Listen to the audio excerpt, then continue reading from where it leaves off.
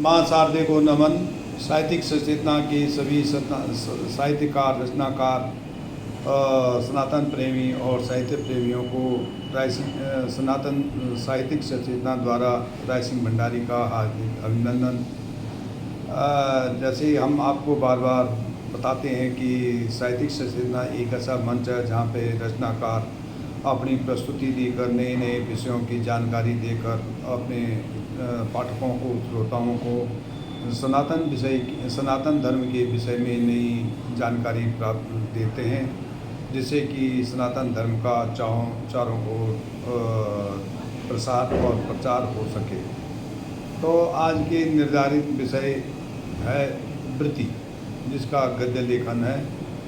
वृत्ति क्या है, उसका सामान्य परिचय। वृत्ति कई अर्थ बहु अर्थ वाली अनेकार्थी है।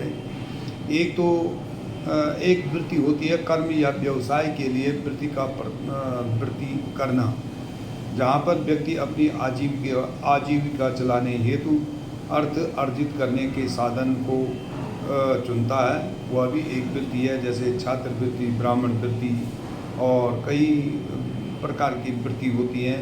शारीरिक श्रम या मानसिक श्रम से संबंधित होता है। कई शारीरिक श्रम करते हैं, कृषि, खेती, पालन, पशुपालन, अदरवर, जो वो भी कृषि वृत्ति है।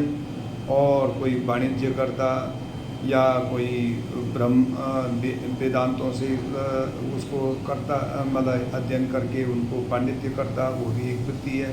तो अनेक प्रकार की वृत्ति है, लेकिन हमारा जो यहाँ पे वृत्ति का संबंध है वह उस वृत्ति से नहीं है जो जीविकोपार्जन से है, बल्कि आदत, जो प्रवृत्ति होती हैं आदमी की, जो मनुष्य की जो प्रवृत्ति होती हैं, उसको इन सरल शब्दों में हमने लेना है कि वृत्ति को हम वृत्ति क्या है। वृत्ति भाव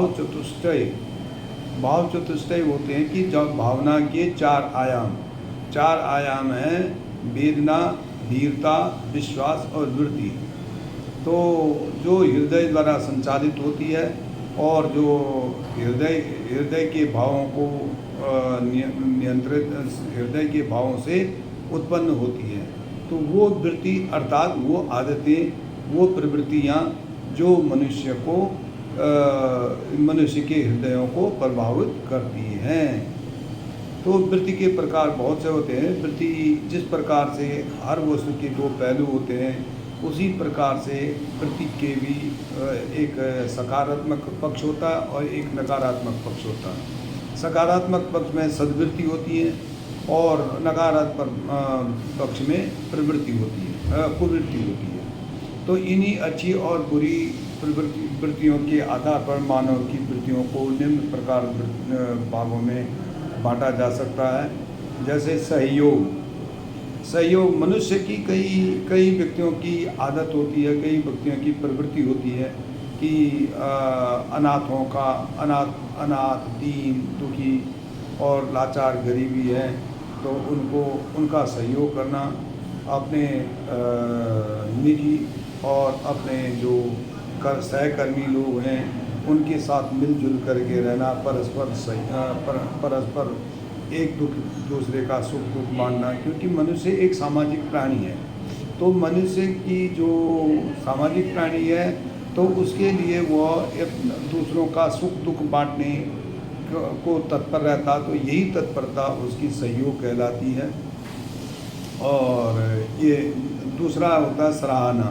यदि कोई व्यक्ति अच्छा काम कर लेता है और उसकी अगर वो कोई व्यक्ति सराहना करता है, तो उसको लिए भी बहुत उसके हृदय को छू जाती है, और ये उसकी सराहना की वृत्ति प्रत्येक व्यक्ति में होनी चाहिए।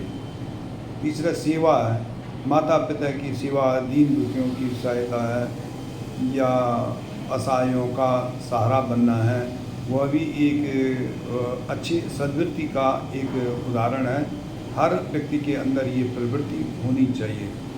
सुरक्षा, अपने परिवार की सुरक्षा, महिलाओं एवं बालकों की सुरक्षा, दीन दुखियों की सुरक्षा, या प्राणियों की, जानवरों की सुरक्षा, जो ये आदत होती हैं, ये जो प्रवृत्तियाँ होती हैं, मनुष्य की एक सद्वृत्ति में कई आ जाती हैं। और सदा सदाचार सदाचार में व्यक्ति अपने परिवार अपने अच्छे आचरण में सभी आशा करते हैं, और व्यक्ति सदाचार पर रहे तो समाज उसे सम्मान देता है, और ये उसकी सद्वृत्ति होती है। समर्पण, किसी भी एक व्यक्ति, एक समाज, राष्ट्र, ईश्वर या व्यक्ति के प्रति अपना सब कुछ न्यौछावर करना एक समर्पण होता है, और समर्पण एक अच्छी प्रवृत्ति है। तो इस प्रकार से ये प्रवृत्तियाँ जो हैं, ये सद प्रवृत्तियाँ, और कुमार्ग पे चलने के लिए जो उनकी आदतें होती, नशाखोरी है या मद्यपान है या चाल उनका जो चोरी, डकैती, मार पीट, हिंसा जो भी है, ये कई प्रवृत्तियाँ, कुछ प्रवृत्तियाँ होती हैं जो मनुष्य के अंदर रहती हैं। तो इस प्रकार से ये प्रवृत्तियाँ अगर प्रवृत्तियाँ अगर समाज से हट जाएं तो समाज एक बहुत अच्छा उत्थान कर सकता है। और अगर सनातन धर्म में ये प्रवृत्तियों का बहुत ही अच्छा योगदान है, और अगर ये कुवृत्तियाँ यहाँ से प्रत्येक व्यक्ति निकाल दे तो ये समाज, ये राष्ट्र जो है एक अच्छा राष्ट्र बन सकता है। धन्यवाद। राइस भंडारी, गुड़गांव।